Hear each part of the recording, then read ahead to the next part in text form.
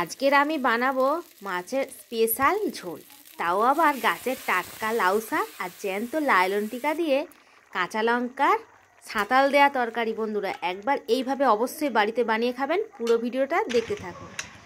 এখানে লাউ শাক কেটে নেওয়া হচ্ছে, দেখুন ফলফলে লাউ শাক রান্নাঘরের চালে হয়েছে, সার বিষ কিছুই দেয়া নেই। এই লাউ শাক দিয়ে জ্যান্ত লাইলন টিকা মাছের ঝোল বানিয়ে আপনাদের দেখাবো, আর আপনারা পুরো ভিডিও দেখতে থাকুন। একবার অন্তত এইভাবে রান্না করে খাবেন মাছের ঝোল, যে কোনো মাছ দিয়ে, আর লাউ শাক না হলেও যে কোনো সবজি দিয়ে একবার এইভাবে রেসিপিটা বানিয়ে খাবেন। তাহলে বন্ধুরা এবার আমি মাছটা কেটে নেব, আর কাটার ভিডিওটা দেখাবো না, আমার প্রত্যেক চ্যানেলে কাটার ভিডিও আছে। আমি আজকের মাছটা আপনাদের গোটা দেখাচ্ছি। এই দেখুন সবে মাত্র কেনা হয়েছে, মানে পুকুর থেকে ধরেই একজন বিক্রি করতে এসেছে, তার কাছ থেকে কিনলাম। দেখুন টাটকা লাইলন টিকা মাছ। এবার আমি এটা কেটে নিয়ে রান্নার কাছে চলে যাব। দেখুন বন্ধুরা ভালো করে ধুয়ে মাছ কেটে নিয়ে লবণ হলুদ আর গুঁড়ো লঙ্কা মাখিয়ে নিয়েছি, আর এখানে লাউ শাকের ডগা কেটে নিয়েছি, আর আমি শাকগুলো একটু বড় বড় রেখেছি।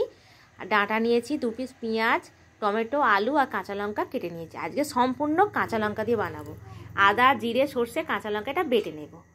কড়াই সর্ষের তেল দিয়েছি, তেলটা গরম হয়ে গেছে, তারপরেই দিয়ে দেব মাছ। প্রথমে বেশি তেলেতে মাছের মুড়োগুলো দিয়ে দেব। আমি বাড়িতে যখনই রান্না করি প্রথমে তেলের মধ্যে মুড়োগুলো ভেজে নিই। ঠিক এইভাবে উল্টে পাল্টে লাল করে এক এক করে সব মাছ ভেজে নেব।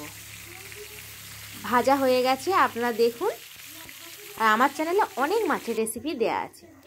ঠিক এইভাবে প্রত্যেক মাছটা আমি ভেজে নিলাম।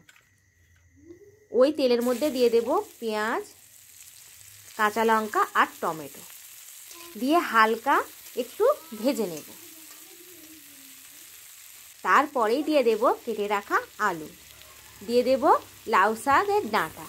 শাক আমি এখন দেব না, সব কিছু দিয়ে আর একটু ভালো করে নাড়াচাড়া করে নিয়েছি। এবার দিয়ে দেব স্বাদ মতন লবণ, পরিমাণ মতন হলুদ গুঁড়ো আর একটু রং হওয়ার জন্য কাশ্মীরি লঙ্কা। আপনারা চাইলে এখানে কাঁচা লঙ্কার পরিবর্তে গুঁড়ো লঙ্কাও ব্যবহার করতে পারেন। ভালো করে মশলা দেওয়ার পর একটু ভেজে নেব।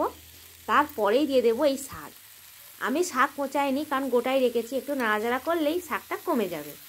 দেখুন আপনারা বাড়িতে এরকম শাক দিয়ে রান্না করবেন, না কুচিয়ে।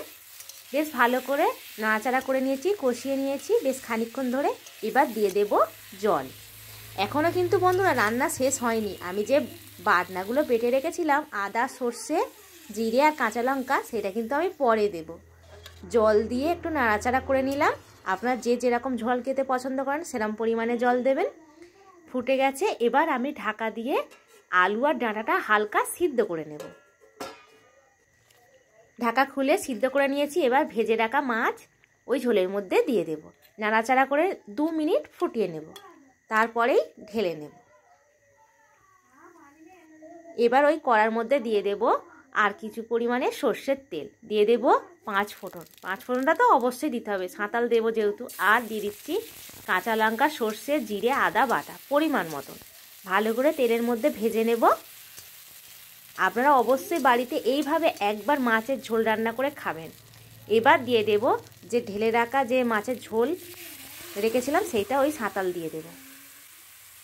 সেন্ট তো দারুণ লেগেছে বন্ধুরা, আর গরম গরম ভাতের সঙ্গে খুবই ভালো লাগবে। পাতলা ঝোল। নাড়াচাড়া করে নিয়ে 5 মিনিট একটু ফুটিয়ে নেব। দেখুন ফোটানো হয়ে গেছে, এবার ঢেলে নেব আর গরম গরম ভাতের সঙ্গে পরিবেশন করব। দেখুন বন্ধুরা মুড়ো তুলে দিচ্ছি পাতের মধ্যে। লাউ শাকের ডাঁটাগুলো ডগাগুলো দেখুন কত সুন্দর লাগছে। আর এখানে দিচ্ছি চাকা, অর্ক খাবে। আমি মাছটা ছাড়িয়ে দিয়েছি, অর্ক হাতে মানে ফেটেছে তো সেই জন্য জ্বালা করে বলে চামচ দিয়ে খাবে। আর ভিডিওটা কেমন লাগলো অবশ্যই লাইক শেয়ার করবেন, একটা সাবস্ক্রাইব করে আমাদের পাশে থাকবেন।